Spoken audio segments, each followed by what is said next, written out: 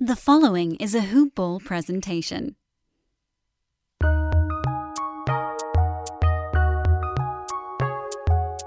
Welcome to the Fantasy NBA Today podcast.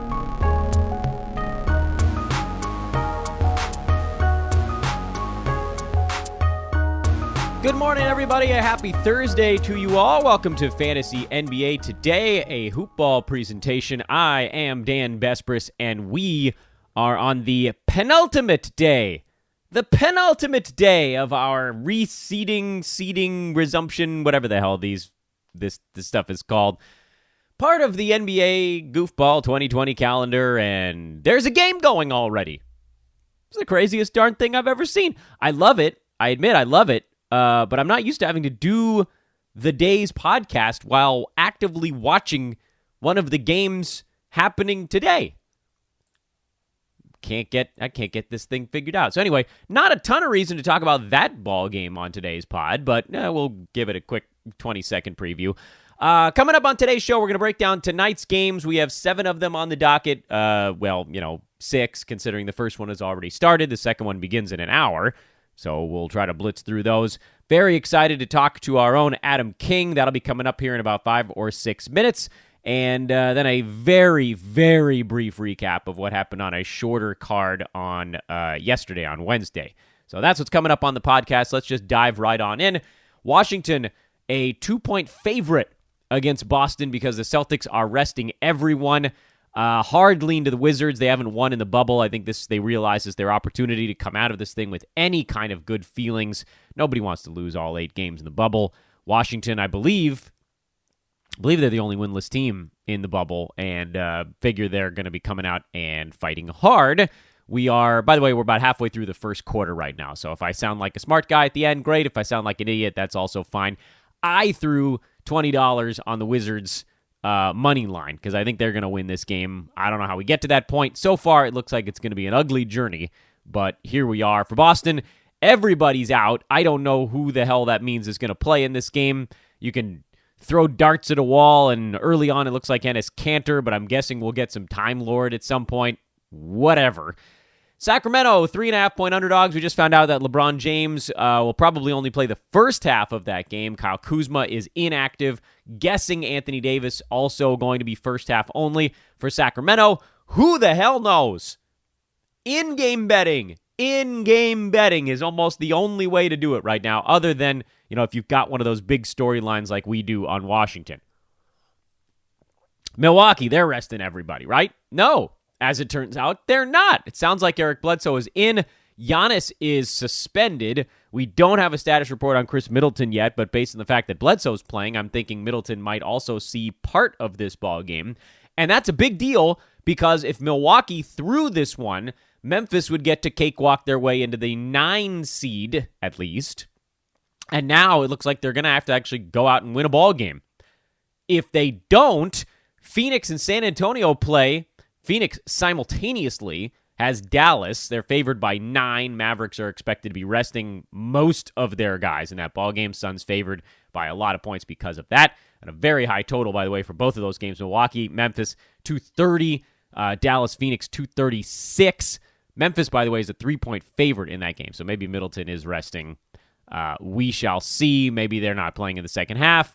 There's so many of these weird little things, and it's why it's so hard to bet these games before it starts. Unless, like with Washington, Boston, like we're talking about, you actually know, you have a pretty good idea of what's happening because they're just resting all their guys for the entire ball game. San Antonio is an 8-point favorite at Utah, which makes me think Utah is going to be resting a bunch of guys based on that line. I haven't seen the exact injury report yet. I know we'll get more information on that one as it comes out. That ball game starts basically as the Phoenix and Memphis battles are ending. So San Antonio may already know if they're in or out of the bubble, which could dramatically change how that ball game goes.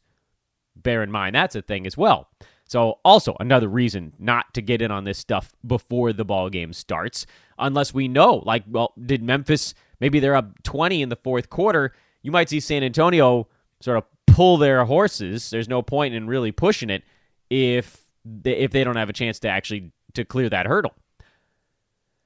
Portland, Brooklyn, another game that Portland, they're going to be laser focused on. Sounds like Brooklyn's going to be starting their guys. I think this is going to be fairly competitive, actually. I know Portland's favored by a ton, but, Brooklyn rested all of their guys in the last one. I think they're going to play in this ball game. That's a big number. Portland hasn't stopped anyone, remember, in the bubble. Offensively, they've been outstanding, but they haven't stopped anybody. So, slightly into the Brooklyn side, actually, in that ball game. And then Orlando, who I think they would like to probably get some sort of good taste in their mouth going into the playoffs. They're favored by 4 over the Pelicans. A lot of weirdos getting rested in these ball games as well. Live betting. That's the way to go on almost all of this stuff. The only one I would consider a pregame wager besides this early game is Portland and Brooklyn, because I think you're going to see Brooklyn actually do some stuff. I think you're going to see them try. They've been knocking off big dogs in this, and I think they want to keep it rolling going into their weird little playoff thing. So that's where I'm looking on that one. Of course, we would say, and I would say, and you would say, might as well do it at mybookie.ag. My $20 bet on the Wizards this morning is at mybookie.ag. They're MyBookieBet on Twitter, by the way, if you want to give them a follow. I think they have contests where you can get in. One of our own guys, actually, Troy, over on the Hoopball Gaming Division, got selected. Or was it Devin? One of those guys got selected to participate in some Tiger Woods competition for free betting ducats. So check those out on Twitter. Open an account with promo code HOOPBALL. Again, the promo code is HOOPBALL. And you can opt to get a 100% deposit match and a baseball futures voucher. You can also ignore that if you wanted to and just give us credit by using the promo code HOOPBALL. Simple thing is, it's a $45 sign-up fee. Not sign-up fee, that's the wrong thing. $45 minimum deposit to open up a new account. So go do that, and let's go win together.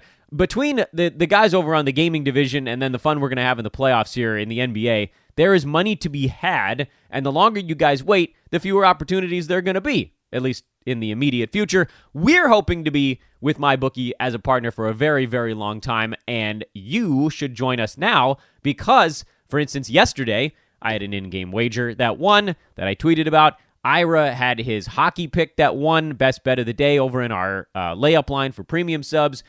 Troy had his soccer wager that won. He's been very good at soccer bets. I don't know the first thing about it. There's something weirdly satisfying about winning a bet on a sport that you know nothing about. And I did that twice yesterday, tailing Ira and tailing Troy. Those guys are over at Hoopball Gaming. But go do it with us at mybookie.ag. Promo code there is HoopBall. A big, fat, hearty welcome back to the pod for our buddy Adam King. Mentioned to you guys yesterday he'd be coming on today's show. He is, of course, at AdamKing91 on Twitter. It is spelled the way you think it's spelled. He's the assistant managing editor here at Hoopball. We had your welcome on to Hoopball pod a couple weeks ago, but now we have the Basketball is Happening pod. How you doing, man? You enjoying the games? I am, yeah. When I get to watch them, it's we were just mentioning then, it's tricky to get them all now because a few games are often on before I'm even awake. So, catching up on highlights when I can, and then watching the live games in between. So, no, it's been good to have basketball back. Some wacky basketball and some weird rotations, but still basketball nonetheless. I've lamented on this pod before how jealous I am of your schedule of entertainment in Australia and how, under normal circumstances, the games start at, around 9 or 10 a.m. your time, right? Yeah, something like that. It depends on daylight savings sort of changes that during the season, but it's normally around 9 or 10 o'clock. So and they roll through to about 4 or 5 o'clock. That's awesome. In the afternoon, and then often, depending on what time of year it is, that'll roll straight into when our evening football games start, and so we can sort of get 12, 13 hours straight of sport. So that's nice. That's the dream, man. This is the only time that I've ever looked at the schedule and thought, hey, I guess I finally have it good here on Pacific time, because I've got games starting at about 10 a.m. out here and running until about 9 or 10 p.m. So I now have the 12-hour window. Yeah. And by the way, I want people to know, it's not that you're ignoring these games, but when a game starts at 10 a.m. for me on the Pacific Coast, that's like 3 in the morning for you. Yeah, I think the earliest start we've had has been about 2 a.m., but 2 or 3. So today was actually a weird day to wake up with no scores. Yeah, right in time, just in time. We're recording this game as the Pacers-Rockets game is the second quarter is winding down while we're talking right now. So that's an indicator of what this is. And this is literally this is sunrise for you while we're recording.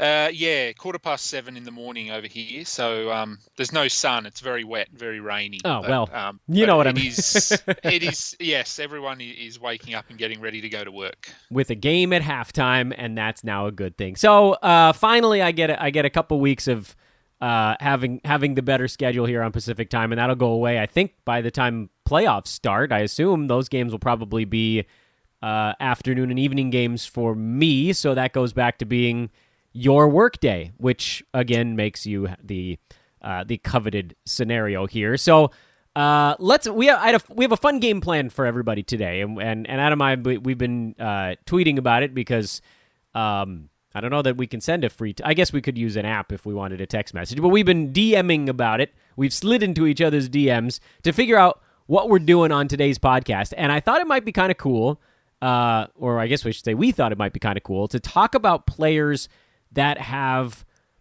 kind of changed our assessment of them in the bubble. The what do you think of me now kind of players and what it means for fantasy players moving forward. We've each picked two, and I think it might be, just from a logistical standpoint, we can just trade off here. So you're the guest, which means I don't even need to flip a coin.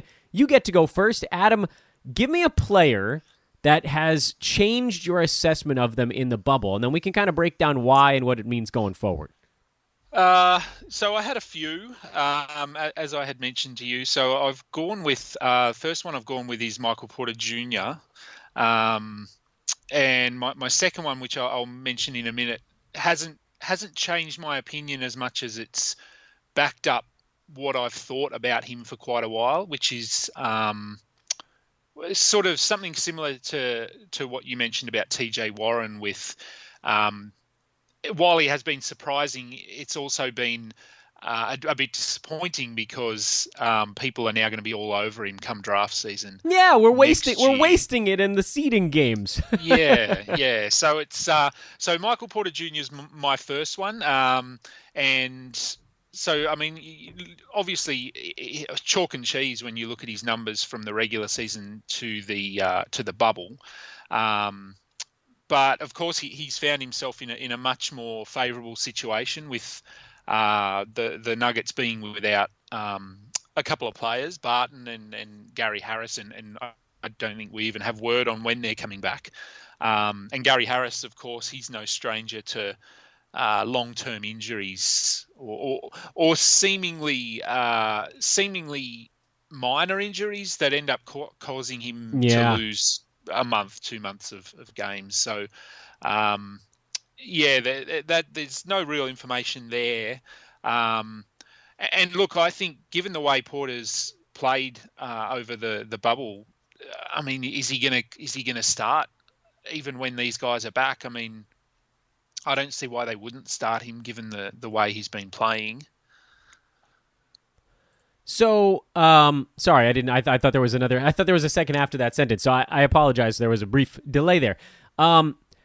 So one thing that I've looked at with the Nuggets, and this is not one of the players that we were planning on talking about on today's show, but I think we can maybe even tie Porter into Jeremy Grant a little bit because Paul Millsap comes off the books this offseason. And like you said, with Gary Harris, like if it's not a groin thing, it's an abdominal thing or it's a hamstring thing, and so it's a month and a half, 2 months on the shelf all of a sudden. How does this?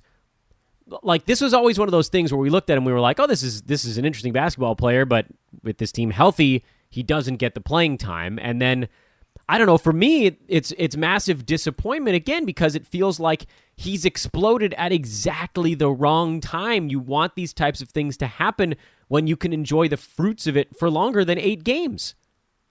Yeah, it's going to be he's going to be. I mean, unless something dramatic changes during the playoffs, he's going to be pretty highly sought after.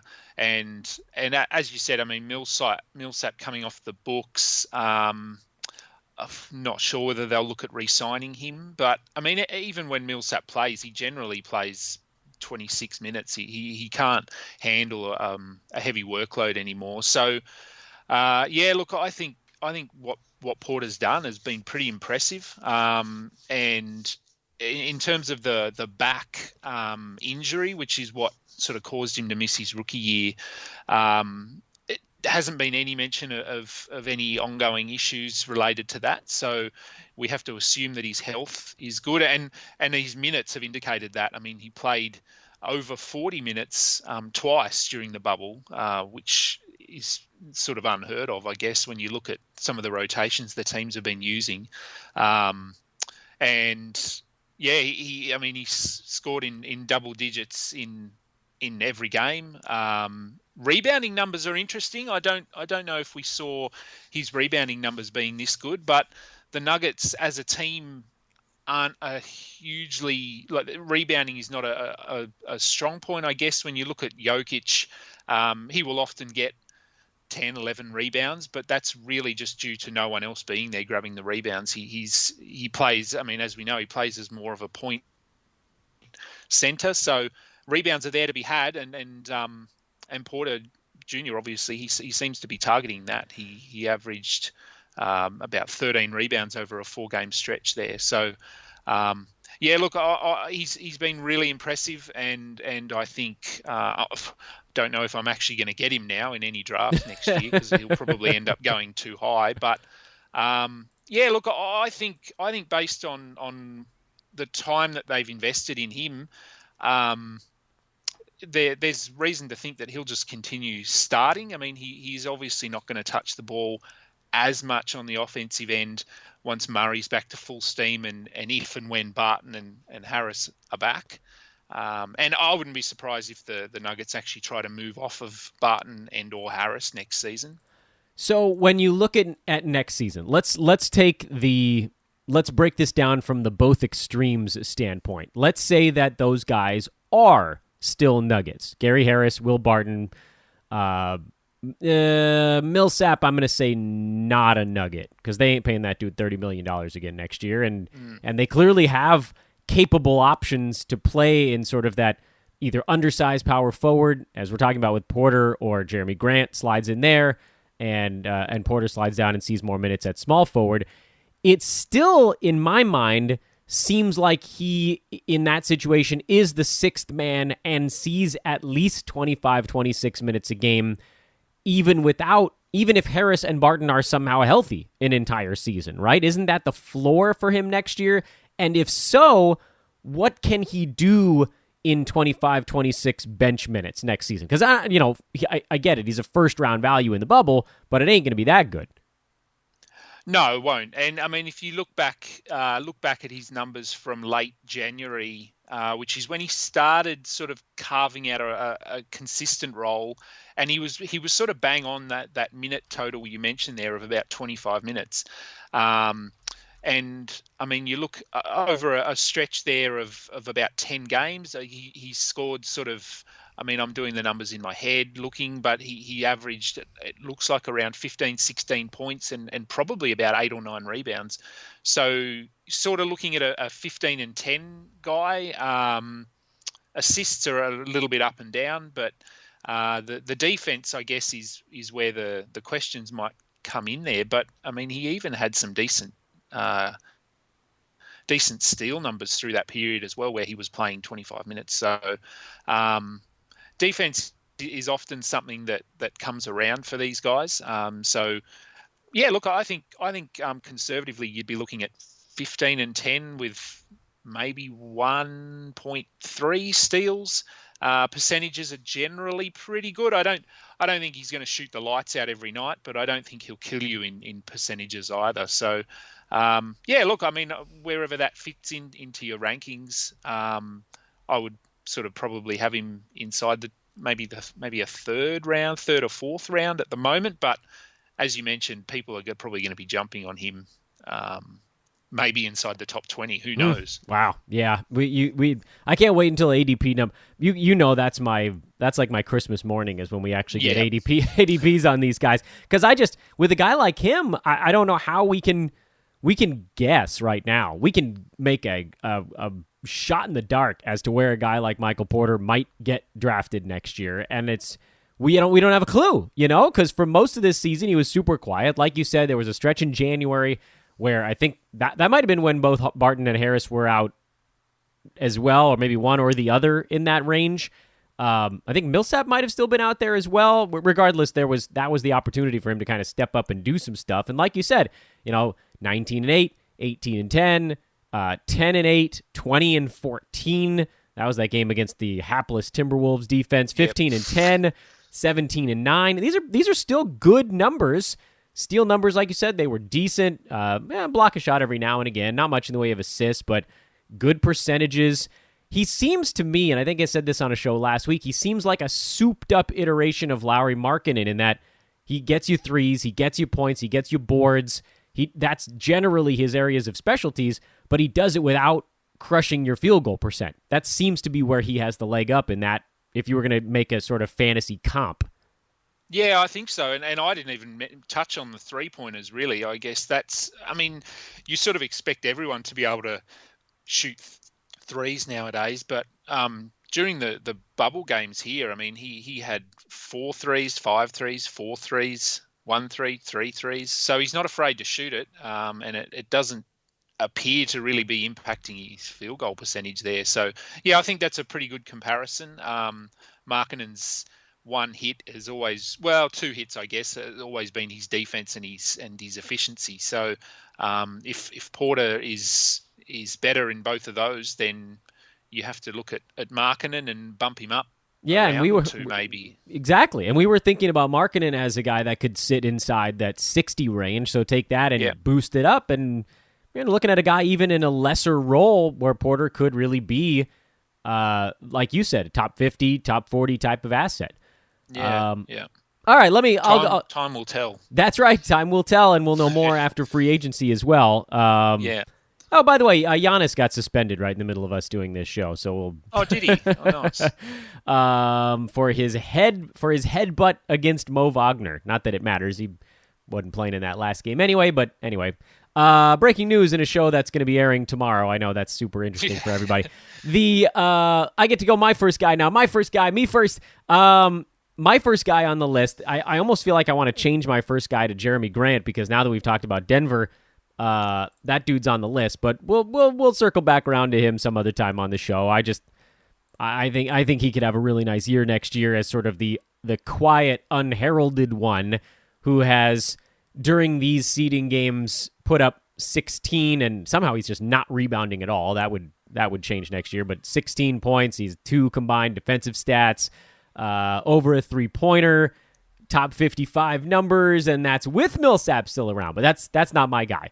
My first guy on the list is Mikhail Bridges, who I've been gushing about on Twitter the last couple of days, and not so much his game changing, but his willingness to do stuff within that Suns offense changing. Have you seen that in the bubble too? He looks so much more confident. Just the last 1 or 2 games, I don't know what changed for him, but he was already someone with a super fantasy-friendly outlook.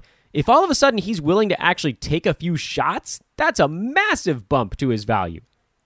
Yeah, look, I think he looks amazing. And as you said, I think a lot of it for him probably comes back to confidence and having a good coach. And just knowing, I guess, that his role is secure even after those nights where he might struggle on offense because his defense basically it holds up his fantasy game on those nights when he might struggle from the floor. And he does have those nights. One of the games in the bubble here, he shot 27% from the field. So, but he doesn't have to then concern himself with worrying about whether he's going to be not only in the rotation, but what his minutes are going to look like moving forward, because Phoenix are obviously very happy with what he's doing and they see him as a big part of their future. So his minutes are in the mid-30s and even up from that. He's had games where he's in the low 40s. So, he's looked really good. And that started in the scrimmage games even before the bubble, he was playing really well. And so, yeah, no, look, I'm all for Mikhail Bridges. And again, where he goes next season, remains to be seen. I don't think people will be all over him as much as they will be with Michael Porter Jr. Probably just because he doesn't get the fanfare, I suppose that right. He Porter doesn't might score. Be getting. Yeah. He doesn't score. But one thing you look at with him is during the regular season, he averaged about 6.5 shots a game. In the bubble, he's close to 10. That's a huge bump with only an extra, 4 or 5 minutes on the floor? Yeah, and I mean, in terms of their roster and who they've got out and that sort of thing, there's not really, you can't really sort of come back and say, well, they've got this guy out, they've got that guy out, and that's why he's getting more shots. I think this is just going to be his role. I think he'll never be the first or even second option on offense, but given Booker and the attention that he's demanding, he's going to get his shots. He's going to get some nice open looks, and his 3-point shot is improving. He had 5 threes in the game against the Thunder, and then 3 threes against Philly. So, I think he's and I think if you talk to a lot of fantasy analysts, I think they're all in this same sort of with the same opinion on Bridges, in that they've always been pretty high on him, and he just hasn't had the confidence or a secure role to be able to consistently improve. So I think we'll see it next season. I watched him step into a 3-pointer in that Suns-Sixers game on Tuesday that I don't think he ever would have done prior to the bubble. It was just like, oh, Bridges caught it and then just fired, even though there was still 17 seconds left on the shot clock. A couple more passes, who knows? They might have ended up with a cleaner look, and he was just like, nah, man, this is me right now. Boom, knocked it down, and you could see he was just playing with a different fire. The funny thing about Bridges, too, and you mentioned it, is the fanfare element of it. Even with this big step forward for him, he's still only averaging 12.5 points.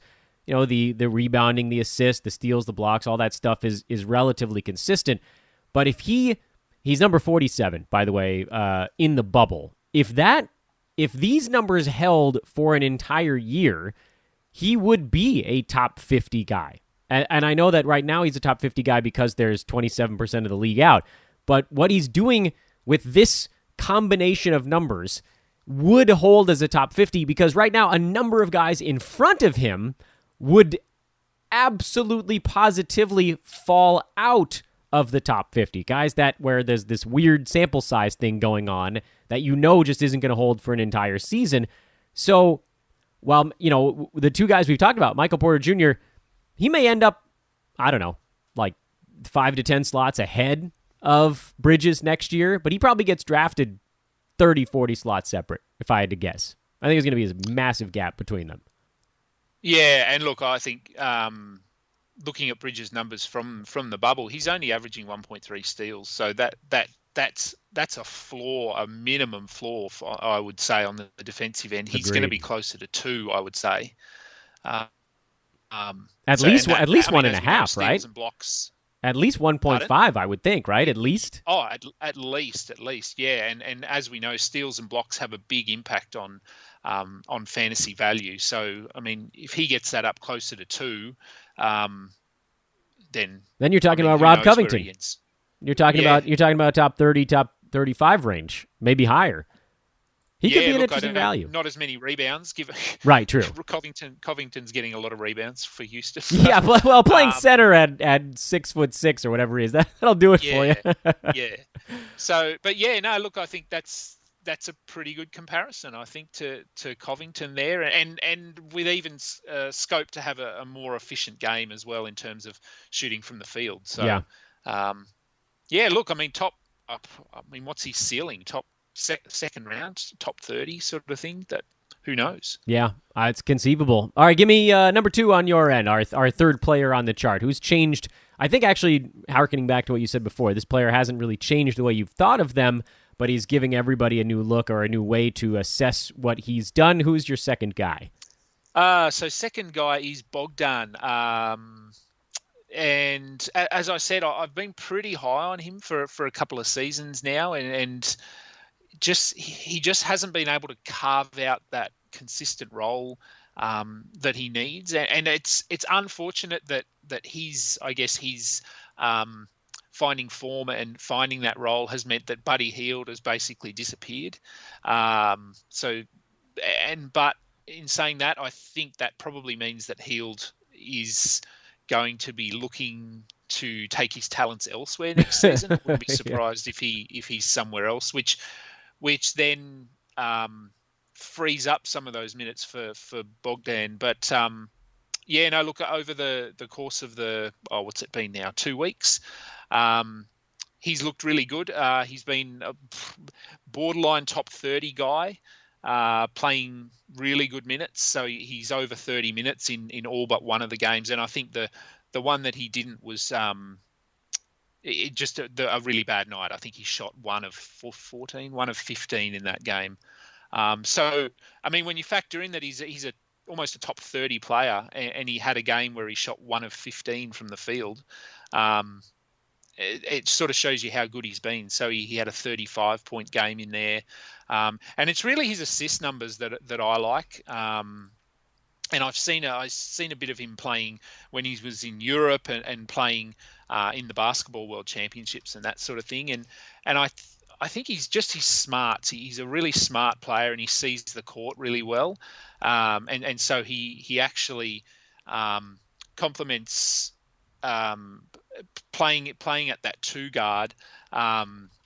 He can handle the ball as well as a point guard does. So it gives the Kings some options there when they're looking at running their offense. So, no, look, I think if he stays in this role, and a little bit like Bridges, if he can get some confidence that even after those poor performances, he's going to still hold his spot in the rotation, I think he could sort of come out next season and be a top 50 sort of player if everything falls right.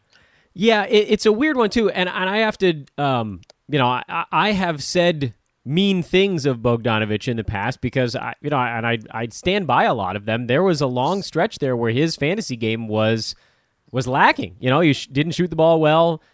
He wasn't really passing it all that much. I mean, we look at like December of this year, he averaged only 2 assists a game in 29 minutes on the floor. That just wasn't enough.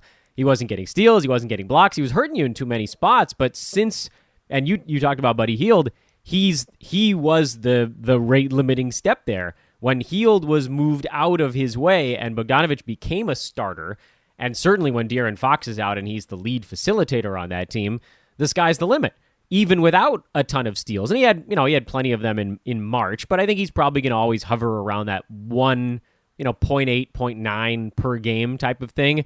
But with the uptick in assists, that's where guys make their hay. And I wonder too, I don't think he'll go that early in fantasy drafts next year. Do you think he gets scooped up early? I think he slips a little bit. Yeah, I don't think he'll go that early. And I mean, this is it for obviously in terms of him proving himself now, because the Kings aren't playing beyond whenever it finishes, tomorrow, the next day. So people's last thoughts of Bogdan are going to be what he's done over the last 2 weeks.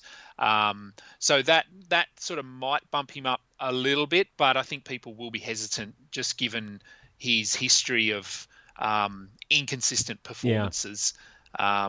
And I mean, even if you look back during this season, and I think if you were to look at the season as a whole, if you take out the last the seeding games here, you would say it was a disappointing season. So I mean, on the whole, he probably didn't live up to the hopes of those that did draft him.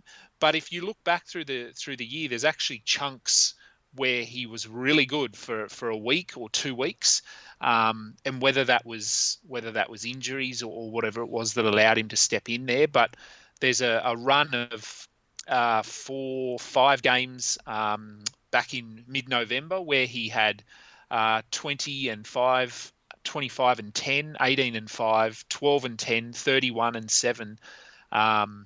So the assist numbers you can see that they're there. And then over that course as well, he hit 7 3-pointers, 2 3-pointers, 3, 3, 5, and 6. So he's a really, really good perimeter scorer, which we saw a lot of actually in the World Championships. I've lost track of even when they were, because 2020 is blurred into one long day. Whenever the World Championships were on, and he was basically the alpha on his team, and he's an unbelievable shooter as well. So I think he has all the tools for a really strong fantasy game next season. But as you said, I think he will be one of those guys that probably falls a little bit. So yeah, maybe he is someone that I'll be able to get on my team, and hopefully he proves me right. And here's my last one, and the last of our 4 players, who falls into the Michael Porter Jr. camp of, damn, I wish he had saved this for another time, because this is a guy that was already fantasy enthusiasts' darlings coming into this year, when I think a lot of us were like, look, let's wait back, let's see what happens, and that's Derek White. With the issues, San Antonio, we knew they were going to have weird backcourt stuff going on. I don't think any of us knew it was going to be quite as goofy as it turned out to be. All of a sudden now, he's been, the sort of the shackles have been taken off, and he's run fairly loose here in this, with an injury mixed in, during these seeding games. Derek White's been incredible, and it's one of those things where after a really rough season and San Antonio sort of staring down the barrel of needing to go a little bit younger, guys like Patty Mills, Bryn Forbes, I don't know what their roles really were going to be moving forward. If this was just an offseason, and if this had sort of come back and gone quietly and nobody paid attention to what the Spurs did, Derek White might have been in that post-hype group for next year, guys that got overdrafted this season, that disappointed, that could come back and steamroll the league next year, but now he wasted it. He wasted it on the seeding games. He was a guy I wanted to target next year, and Adam, I'm annoyed because I don't think I'm going to be able to get him again, just like you with Michael Porter. Yeah, I think he's been pretty good, and I think, as you mentioned, there were some pretty wacky rotations in San Antonio, but I mean, based on what we've seen, he's added a perimeter game, or a perimeter aspect to his game. He's hit multiple 3-pointers in every game bar one, which really opens up more playing time. I guess the one area that we mentioned, and I think a lot of the analysts talked about it leading into the season, was we would like to see White and DeJounte Murray playing together, but having them on the court with DeMar DeRozan really takes away from their ability to score from 3. So that was always a concern. How do you get those 3 on the floor together?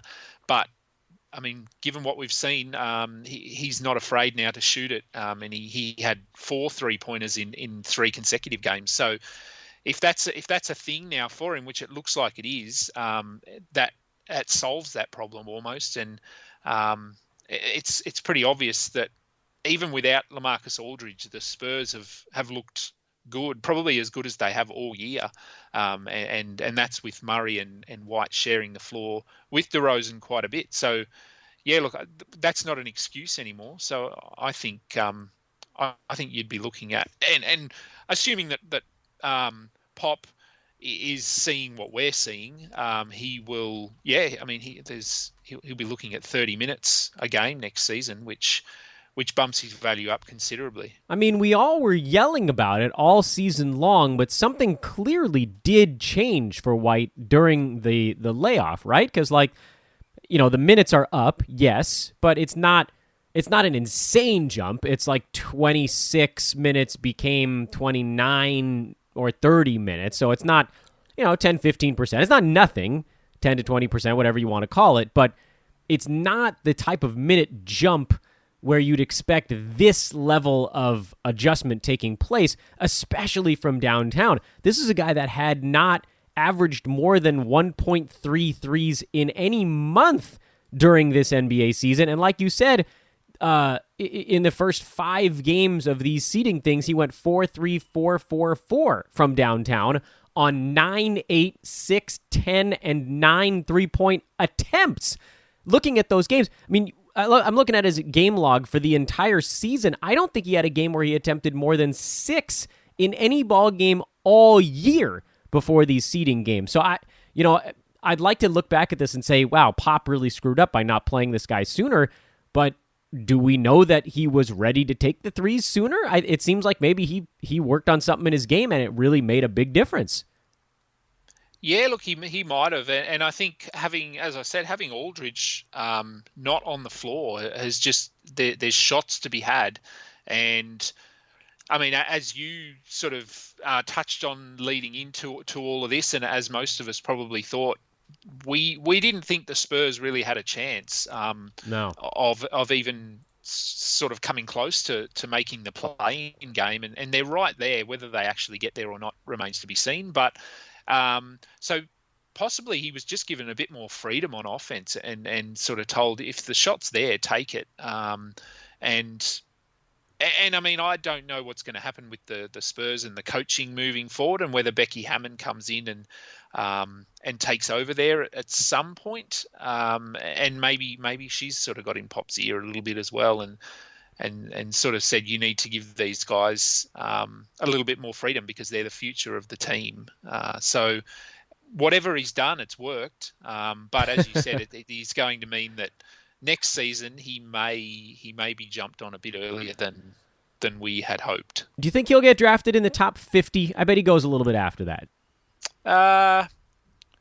Yeah, probably a bit after, I would think. Although, I mean, who knows? I mean, analysts and ADPs, they impact, like, given how much we talk about him, that could bump him up quite a bit.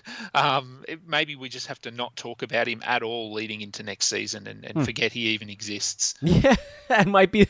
Yeah, we just have to see if we can sort of brush him back under the rug somehow. I don't know how we're going to do it, but so my thought there, as sort of a closing, and I want your closing thoughts on this exercise we've done. My closing thoughts on this exercise is that a lot of the guys that we're talking about, I think other people are talking about too. And for that reason, this, at least in my eyes, this is why there's always going to be a Dan Besbris old man squad.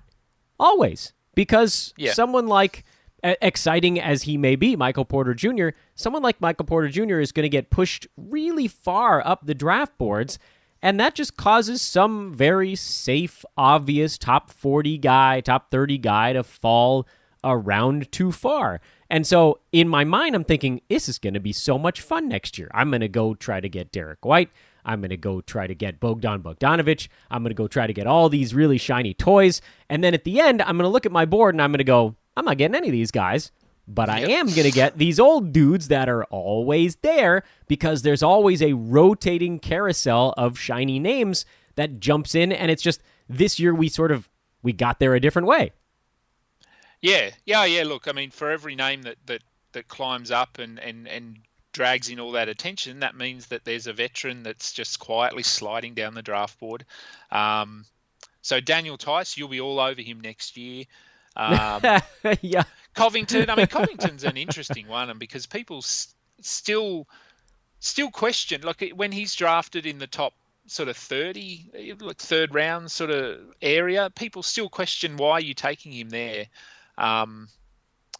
They don't. Yeah, I'm not sure. There are just those players that no matter how good they look and they just don't have that flash about their game that that gets a lot of people. I mean, a lot of people obviously who play fantasy aren't as diehard as we are or as a lot of people are, and so they really only see these players that score a lot of points and get a lot of rebounds or a lot of double doubles or high flying dunks, that sort of thing. So there's always going to be that portion of people that play fantasy who are going to overlook these guys that and that'll be like Mikhail Bridges, who don't score a lot of points but have really fantasy friendly games. So it's always going to happen.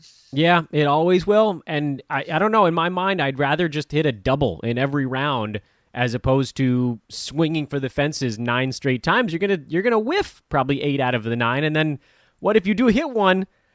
I don't know. Is it really going to make that big of a difference? I think there's something psychologically about it where we as humans, we want to catch someone on the upswing. We feel like there's more value in that, to catch someone on an upswing.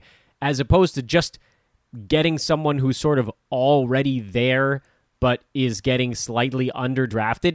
Even as I say it, it's obviously less exciting. You want the guy who's like, oh, yeah, I nailed it, as opposed to like 5 times in your draft, just like, yep, got that one, got that one, got that one. Yep.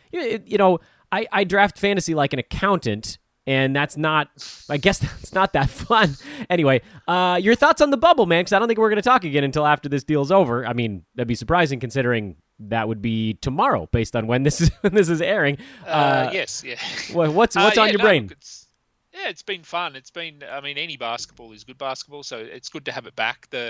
It has made fantasy tricky with players sitting out and having phantom injuries and resting and playing 12 minutes and that sort of thing. But fantasy aside, it's good to just have the basketball there. And we saw this morning that there have been 0 new cases inside the bubble. So that's promising and makes it even sort of scope for next season. It gives me hope that next season will actually happen, given that the bubble has worked exactly as they had planned. So, there's always a bit of hesitation there looking at next season and how it's going to work. That's still unclear exactly how it works, and we don't know what the world will look like in 3 or 4 months. So, but no, look, it's been fun. It's good to have basketball back and sport back. So, looking forward to the playoffs and the play-in games. The West. I think I messaged you yesterday and said the race in the West has been really exciting. It really, really has. And you and I will have to hop on a pod to talk about it. That sound good to you? Yeah, sounds good. Yeah, we can always find time early in the morning for me to jump on. And yeah. You're in your apartment, so you've got time. Yeah, where the hell am I going? He is at Adam King 91 on Twitter. He is our assistant managing editor of all written events at hoop-ball.com. Adam, I'll talk to you soon, man. Thanks, man. Been good. That was our good buddy Adam King at AdamKing91 on Twitter. Before we do a quick survey of what happened yesterday, I want to remind you guys that all of our Hoop Ball podcasts are brought to you by our friends over at Manscaped.com and the Lawnmower 3.0. Help us out, guys. Let's keep that partnership rocking. We got to sell a couple more of these bad boys in the month of August. So if you've been thinking about it, now is the time. Go get the Lawnmower 3.0. Coupon code is HoopBall20 to get 20% off and free shipping on your order, whatever it might be. Lawnmower 3.0, the lawnmower with the blade. What is it? They've got like the blade replacements to make sure that your clippers are always pristine. I got a text message from our buddy Josh Millman that his arrived, and he's ready to rock and roll with the lawnmower. So again, go check that out. Manscaped.com. Promo code is HoopBall20. You will be happy you did. Quickly here, a recap of a 4-game Wednesday. Not a lot went on from a number of different reasons on that Wednesday. From the fantasy standpoint, because we're basically wrapping things up now. From the playoff chase standpoint, because bleh, right? Indiana beat Houston in a fun one. James Harden had another monster of a game, and he's just running the resumption. TJ Warren has plantar fasciitis now as well. Apparently, he's ready to go for the playoffs, but they wanted to give him a day off here. So Justin Holiday got the start and had a really nice ball game because Malcolm Brogdon sat it out.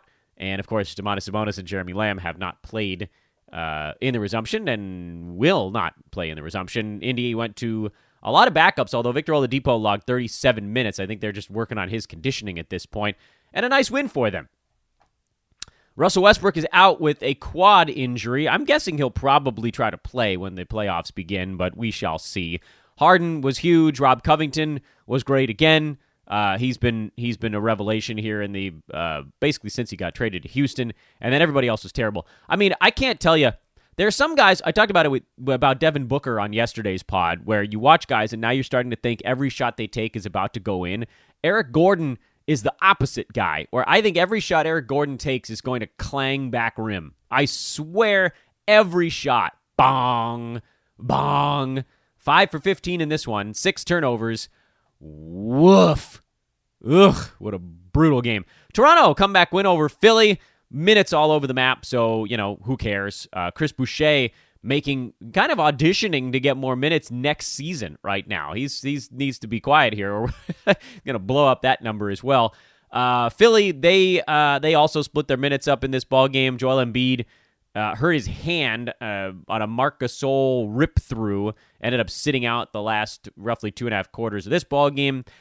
So, once he was out, Philly didn't quite have the same punch. Tobias Harris had another solid ball game, although he missed some free throws.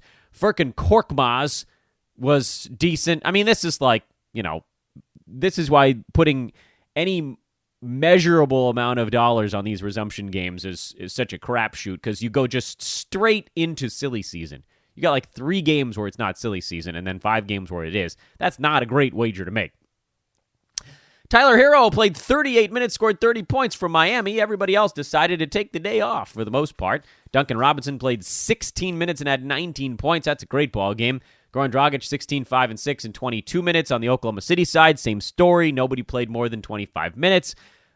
Teams are they've gone into a new mode here, with the exception somehow of the Clippers, because Kawhi Leonard played 33 minutes. Paul George played 36. It looked like they were going into playoff tune-up mode, and they look good. Ivica Zubac continues to play very well. He's been an excellent resumption grab, with Montrez never getting back into the bubble. No Pat Beverly, no Landry Shamet, so that was good news for Lou Williams. And on the Denver side, we need Jeremy Grant to calm down. Calm down, dude. Calm down, man. I need everybody to forget about you. One of our little sleeper guys for next year. Nikola Jokic, lower minute total as well. That was that one's going to hurt, because we had him really high on our board, and he just hasn't had to do in Denver. Hasn't really tried very hard during this resumption. No Will Barton, no Gary Harris again. Michael Porter Jr. slowed by some very good defenders in Kawhi and Paul George. Will that take any of the shine off of him for next season? I frankly doubt it. And that is your pod. Please take a moment to drop a 5-star review on the show, everybody. Please do sign up for an account at mybookie.ag with promo code HoopBall. Go get a lawnmower with promo code HoopBall20. Follow me on Twitter at Dan Besbris, DanBesbris. Big fat thank you once again to Adam King, our guest on this show. Tomorrow we'll wrap up the week with no guest, actually. I think tomorrow is going to be guestless. Early next week, we will have Brandon Marcus back on the show. Happy to bring back the illustrious Brandon Day. Haven't had that in a little bit. And then we'll talk to Brew, I think, later next week as well. So that'll be a lot of fun. So, again, tomorrow, last day of the seeding games. We'll have the weekend off. Playoffs begin early next week. Enjoy your Thursday night. We will talk to you tomorrow. I think that's it, right? Toodaloo.